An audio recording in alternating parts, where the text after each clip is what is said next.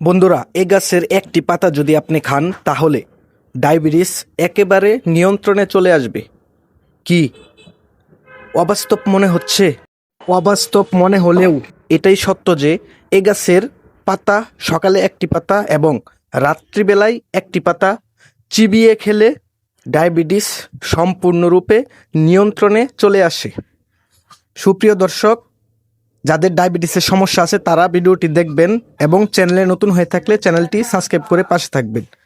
ইউনানি ও আয়ুর্বেদিক চিকিৎসা শাস্ত্রে এই গাছকে বলা হয় ইনসুলিন প্লান্ট গাছ বা বিভিন্ন অঞ্চলে ডায়াবেটিস গাছ বা লিপস্টিক গাছ নামেও পরিচিত।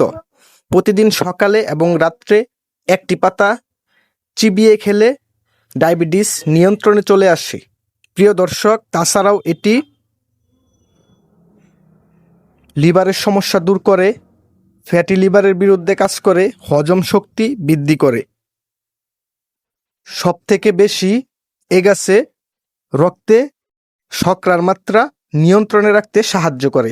যাদের ডায়াবেটিসের সমস্যা আছে তারা প্রতিদিন সকালে এবং রাত্রে খালি পেটে একটি পাতা চিবিয়ে খেলে ডায়াবেটিস নিয়ন্ত্রণ